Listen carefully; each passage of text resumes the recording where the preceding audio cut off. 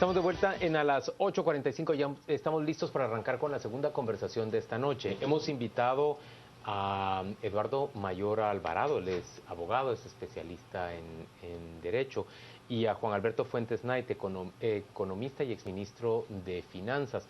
Les hemos invitado para conversar sobre pues, todo este proceso que se sigue y que la CICIG y el MP han titulado cooptación del Estado. Ya nos explicaba el fiscal Sandoval que cada uno de los eventos que conocemos, incluido el del sábado último, que reveló que hay acusación en contra de 5 exministros del gobierno de Otto Pérez Molina, se convierte simplemente en un eslabón más de esa gran cadena que se denomina cooptación del Estado. Claudia. Pues ya empezamos a hablar sobre todo el proceso judicial, pero ¿creen ustedes que con la denuncia, con la revelación de un Estado cooptado, se está acabando con la causa, se está atacando esos mecanismos que permitieron a estos empresarios y políticos coludir para usar al Estado para sus propios fines, licenciada? Pues buenas noches y gracias por su invitación. Bueno, yo creo que indiscutiblemente es muy importante que ocurran estos acontecimientos. En otras palabras, ha sido un secreto a voces, creo yo, desde hace relativamente largo tiempo, que existen contribuciones que se realizan en los partidos políticos y algunos de sus candidatos que tienen por objeto, naturalmente, el día de mañana tener acceso a algún favor del poder. También es un secreto a voces que existen pues redes de contactos, redes de relaciones entre operadores políticos, contratistas del Estado, etcétera, etcétera, que se organizan pues para conseguir que los presupuestos públicos se conviertan en parte de un modus vivendi. Entonces, esos secretos a voces, la circunstancia de que se ventilen hoy en día ante la justicia de manera formal, ojalá con todos los elementos de prueba y con todos los elementos de juicio, pues eso es muy importante, ¿sí?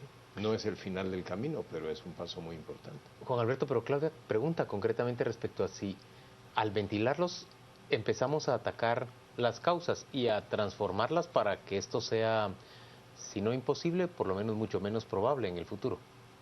Yo creo que se comienza a atacar las causas, sí. Tenemos un fortalecimiento de la justicia, comienza a fortalecerse.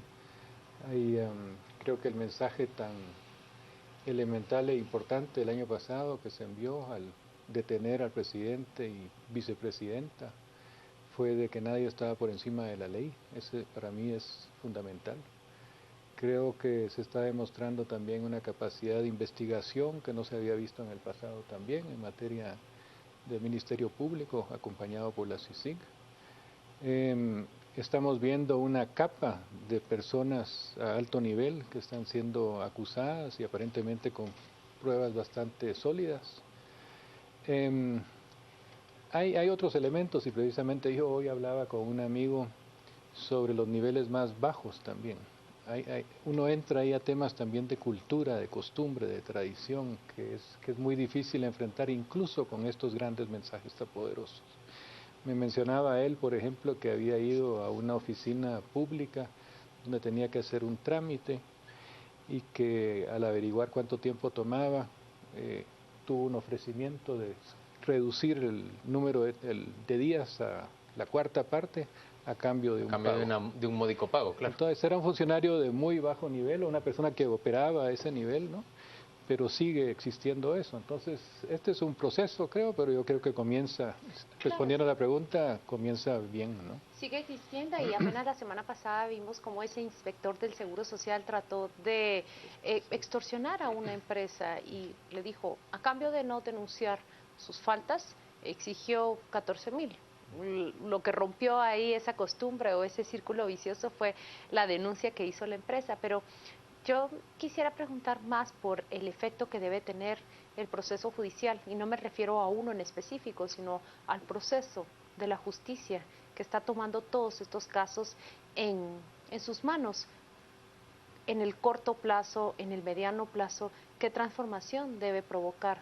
El simple hecho de ver que alguien cae y que es llevado frente a un juez, ¿va a disuadir a los demás de no hacerlo?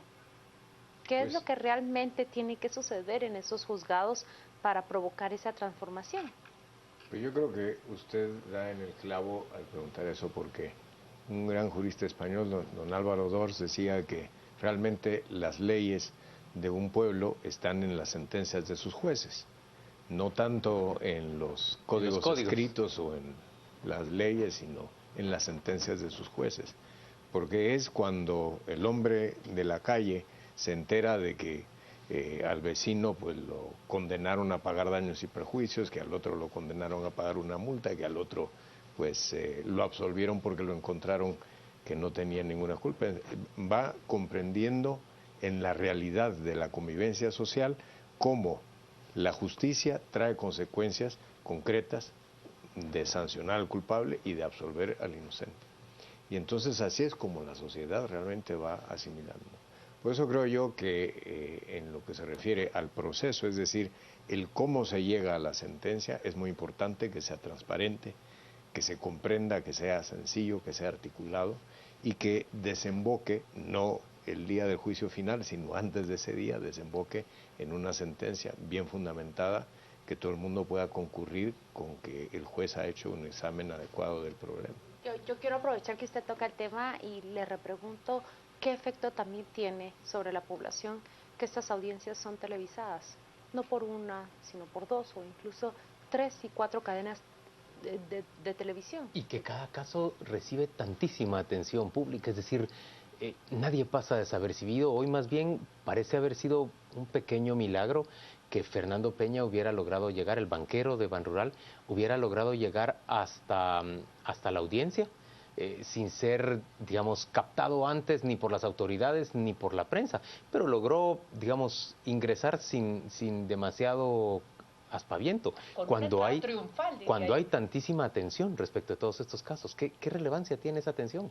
Pues es muy importante porque la noción de que la justicia sea pública es muy importante. Es fundamental que la justicia sea pública. Juan Alberto, pero ¿no hay también un juicio a priori, una sentencia o una condena a priori en esta publicidad de los procesos? Le repito literalmente lo que han dicho los abogados que están del lado de la defensa, que llegan ahí con acusados que ya fueron condenados.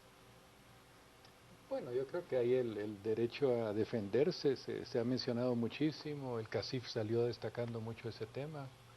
Yo creo que sí hay un peligro de que en general se condene absolutamente a todos y con el mismo, contemplando además un castigo similar para todos de muchísimos años. Creo que ahí, bueno, entra en consideración ya el tema de cómo se van a realizar los juicios, lo que ocurra en los tribunales como tal, la evidencia de las pruebas.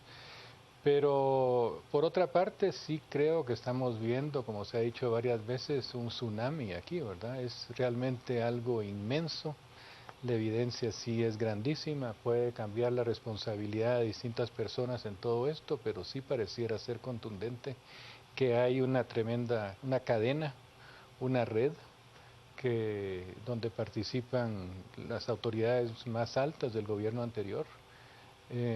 Yo diría que ahí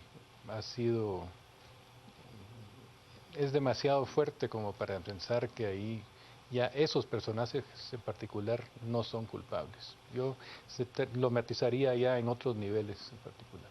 Eduardo, el hecho de que se dé pues casi el mismo trato a las personas que se presentan de modo propio ante el conocimiento de que hay un caso en su contra, que a personas a las que se les llega a buscar a su casa y se les ponen las esposas, ¿eso tiene alguna relevancia? Por ejemplo, Dwight Pesarossi llegó de modo propio ante el juez, inmediatamente mandaron a aprenderlo. Miren, yo creo que indiscutiblemente el gesto de presentarse voluntariamente ante la justicia tiene algún valor. Y por supuesto demuestra de entrada que no hay una voluntad de evadir la justicia. Y eso es importante. Pero un gesto pues no es todo un proceso.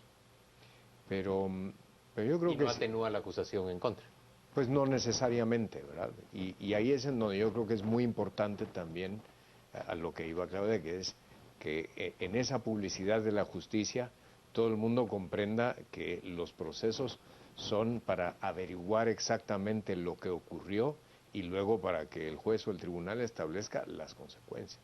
Y que no debe haber prejuicios de entrada, porque en la medida en que haya prejuicios, pues entonces ese juicio pierde legitimidad. Eso es importante para un sistema. Señores, vamos a ir a una pausa comercial y volvemos dentro de muy poco, pero invitamos a nuestros televidentes a que envíen sus preguntas para los panelistas por medio de las redes sociales. Vamos a estar leyéndolas al volver de este corte comercial.